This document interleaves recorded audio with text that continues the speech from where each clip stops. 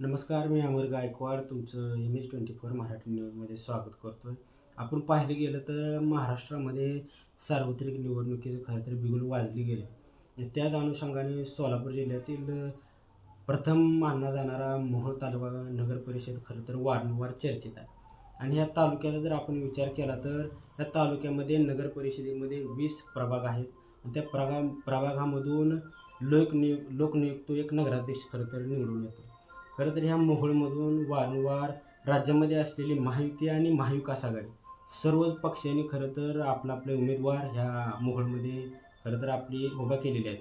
त्यामधून तिन्ही पक्ष आणि ह्याही तिन्ही पक्ष सर्वांनीच नगराध्यक्ष पदाला उमेदवार आपण पाहिलं गेलं तर तळागाळाला असणारा वंचित तो सुद्धा ह्या निवडणुकीच्या रिंगणामध्ये आहे.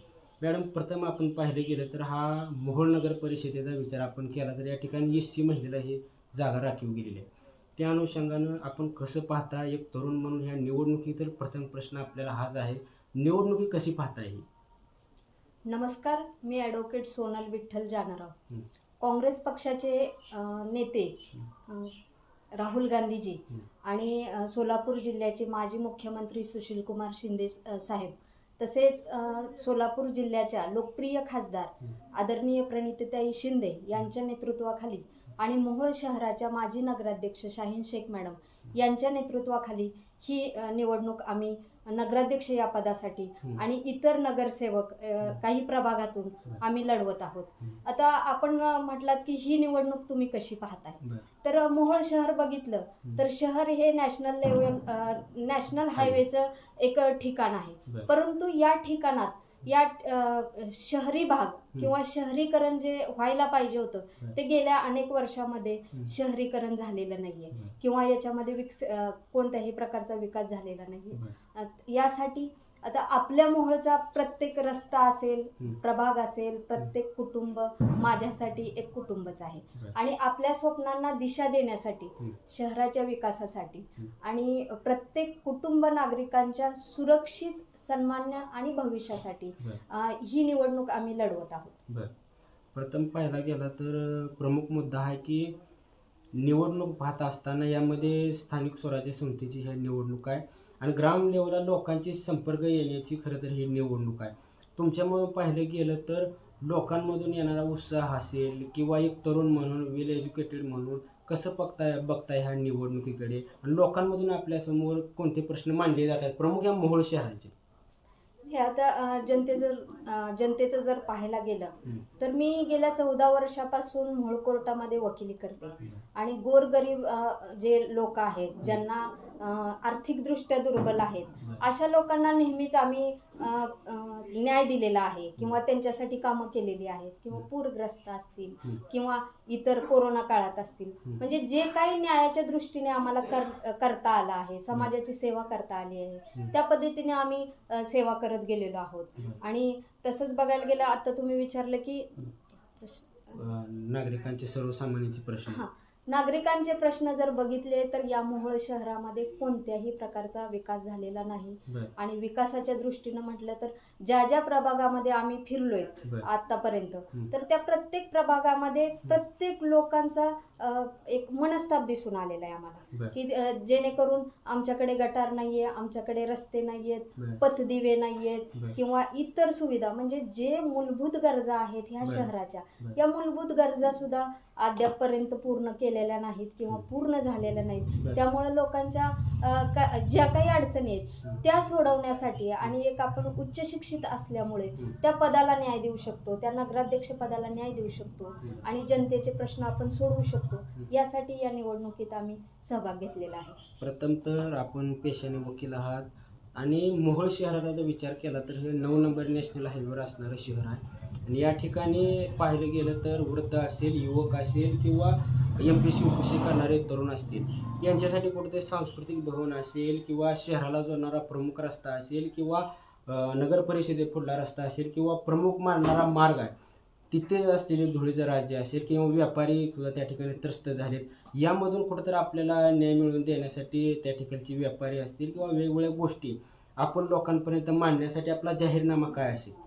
हे आता आमचा पक्षाचा जाहीरनामा किंवा एक आमचा जो काही वचननामा असेल बर तो अशा पद्धतीचा की रस्ते असतील, हं. आरोग्य सेवा असेल, बर तसेच युवकांना संधी देणं असेल रोजगाराच्या माध्यमातून, बर तसेच बघायला गेलं तर पारदर्शकता, हं. जे सुशासन, स्वच्छ प्रशासन आणि पारदर्शक असलं पाहिजे, हं. त्यासाठी आम्ही प्रयत्न करणार आहोत. तसंच MPSC आणि UPSCचा जो तुम्ही प्रश्न विचारलाय तो हं. अगदी महत्त्वाचा प्रश्न आहे. बर सर्वात महत्त्वाचं म्हणजे जे ग्रामीण भागातून जे मुलं, विद्यार्थी बर जे मोहोळ शहरामध्ये शिकण्यासाठी येतात बर आणि जे आर्थिकदृष्ट्या दुर्बल आहेत किंवा ते क्लासेसच्या फीज भरू शकत नाहीत, हं. अशांना एक अभ्यासिका, एक बोर्डिंग बर नगर परिषदेमार्फत कुठं तयार होतंय का, हं. किंवा त्याला जागा उपलब्ध करून आम्हाला देता येते का, बर. यासाठी प्रयत्न करणार आहोत. हं. तसेच सगळ्यात महत्त्वाचा मोहोळ शहराचा प्रश्न आहे तो पाणी पुरवठा. बर आता पाणी पुरवठा ही प्राथमिक गरज आहे, हं. कारण शहराला सुरळीत पाणी पुरवठा होत नाहीये. होत नाही. तर आता या पाणी पुरवठ्यासाठी आमचं जे मत आहे, हं. तर आम्ही नवीन जलवाहिनी आराखडा तयार करणार आहोत हं. ताईंच्या मार्गदर्शनाखाली. हं. आणि तसेच तो आराखडा असेल, हं.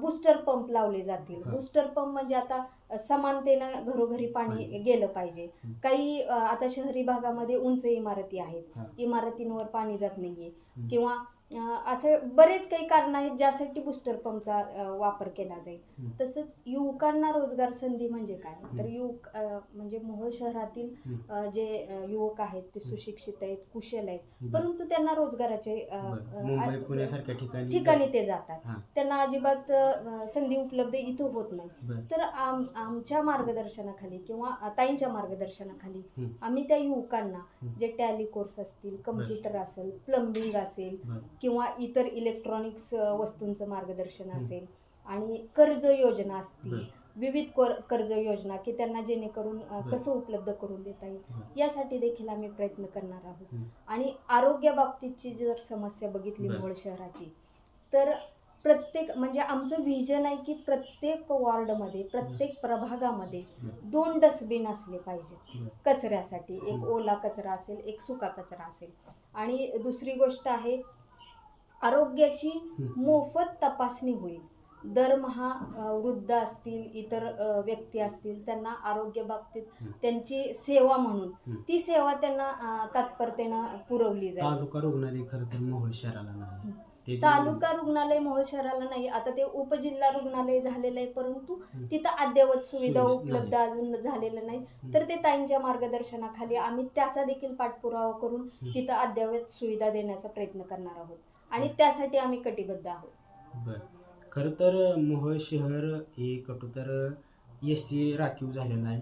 त्यामधून जर आपण विचार केला तर मोहोळ शहराच्या सर्वांगीण विकासासाठी तरुण असेल, वृद्ध असेल किंवा सर्वसामान्यातून एक असा आवाज येतोय की एक सुशिक्षित किंवा वेल एज्युकेटेड आमचा कुठेतरी नेता किंवा ह्या नगर परिषदेमध्ये नगराध्यक्ष पदासाठी बसावा, यासाठी सुद्धा आवाज उठला जातोय.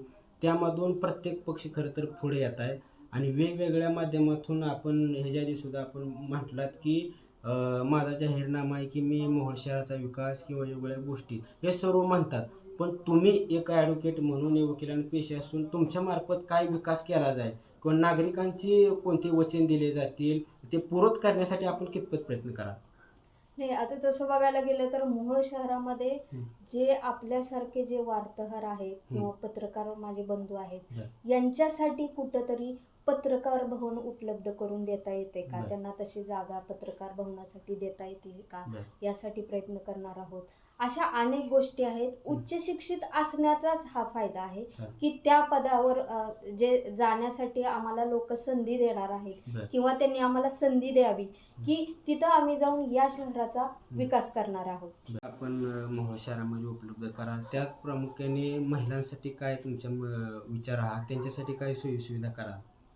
आता महिलांसाठी बघायला गेलं तर इथं शौचालय आणि स्वच्छतागृहाची अत्यंत गरज आहे. गरज ज्या महिला बाहेर पडतात, हं. नोकरीनिमित्त पडतात, कामानिमित्त पडतात, हं. अशा महिलांना शौचालय आणि स्वच्छतागृह निर्माण करून देणं ही पहिली प्राथमिक गरज आहे. हं. तसंच शहराच्या महत्त्वाच्या ठिकाणी कॉलेज असेल, बस स्टँड असेल, हं. तिथं CCTV कॅमेरे बसवण्याचं एक सुविधा देण्याचा आमचा प्रयत्न राहील. हं. तसेच मुलींसाठी बस स्टँड आणि शाळा बर इथं पिंक पथक म्हणून नेमलं जाईल, जेणेकरून त्या मुली आपल्या सगळ्यांच्या निगराणीमध्ये राहतील, सुरक्षित राहतील, हां. यासाठी पिंक पथक नेमलं जाईल. हं. तसंच महिलांसाठी सखी केंद्र असेल, बरं. ज्यामध्ये कायदेशीर मार्गदर्शन केलं जाईल, त्यांच्या जे कलागुणांना वाव दिला जाईल आणि प्रत्येक ठिकाणी जे काही बचत गट चालवत असतील किंवा हं. छोटे मोठे लघु उद्योग असतील, व्यवसाय. त्यासाठी त्यांना तिथं मार्गदर्शन केलं जाईल. हं. हा मुलींसाठीचा, म्हणजे जर आपल्या मुली सुरक्षित राहिल्या तर घर सुरक्षित राहील आणि समाज सुरक्षित. शहर आहे या ठिकाणी इकडे पाहिलं गेलं तर मुंबई, इकडं बेंगलोर आहे. खरं तर या ठिकाणी व्यापार आहे, व्यापार संकुलन खरं तर व्यापारी असतात. ह्यांसाठी काय तुमच्या डोक्यामध्ये सोयीसुविधा उपलब्ध किंवा जलद गतीने असेल काय आहे तुमच्या मनावर? नाही, व्यापाऱ्यांसाठी बघायला गेलं तर त्यांना डिजिटल पेमेंट आणि NOC सेवा वगैरे ऑनलाईन पुरवली जातील. बरं. आणि तसंच बघायला गेलं तर या बाजारपेठेमध्ये स्वच्छ असे पथदिवे नाही आहेत, बरं. पार्किंगची व्यवस्था नाही, जेणेकरून जाताना लोकांना जनतेला रहदारीला वगैरे अडचणी निर्माण होत आहेत. त्यासाठी पार्किंगची व्यवस्था होणं पण तितकंच गरजेचं आहे. आणि ज्या काही सेवा आहेत नगर परिषदेमार्फत दिल्या जाणार आहेत, त्या ऑनलाईन सेवा कशा पुरवता येईल किंवा वेळ मर्यादा, नगर परिषदेमध्ये त्या कामाची ती वेळ मर्यादा निश्चित करण्याचा आमचा एक मानस आहे. अशा प्रकारे आम्ही व्यापाऱ्यांना देखील सुविधा देणार आहोत. याकडे शेवट येत असताना एक प्रश्न आपल्याला विचारतो की सर्वसामान्य कुटुंबातील एका व्यक्तीला किंवा विलेज इक्विटेड व्यक्तीला एका राष्ट्रीय पक्षानं उमेदवारी दिली, कसं वाटतं एका काँग्रेस पक्षानं आपल्या नगराध्यक्ष म्हणून पदाचा एक उमेदवार म्हणून आपल्या जबाबदारी दिली? हां, तसं बघायला गेलं तर काँग्रेस पक्षाने आमच्यावर एक विश्वास ठेवला आणि उमेदवारी दिली आम्हाला. त्याबद्दल मी त्यांचे अत्यंत आभारी आहे. आणि हे जे निवडणूक आहे ती फक्त कुठल्या समाजासाठी किंवा एखाद्या विशिष्ट घटकासाठी ही मर्यादित नसून किंवा त्यांच्यासाठी नसून ही मोहोळच्या विकासासाठीची निवडणूक म्हणून मी ते एका दृष्टीने त्याला बघत आहे. ह्या होत्या काँग्रेसकडून मोहोळ नगर परिषदेमध्ये असलेल्या नगराध्यक्ष पदाचे उमेदवार सोनल विठ्ठल जानराव. खरं तर धन्यवाद ताई, आज आपण MH मराठीशी संवाद साधला. आणि महाराष्ट्रामध्ये खरं तर सार्वत्रिक निवडणुका चालू आहेत आणि प्रत्येक तालुक्यामध्ये नगरपालिकेमध्ये नगराध्यक्षपदामध्ये वेगवेगळे बदल घडताना आपल्याला दिसत आहेत. आणि मोहोळ नगर परिषदेमध्ये कोणता बदल घडेल हे येणाऱ्या काळामध्ये आपल्याला कळेलच. पाहत राहा MH 24 मराठी न्यूज. धन्यवाद.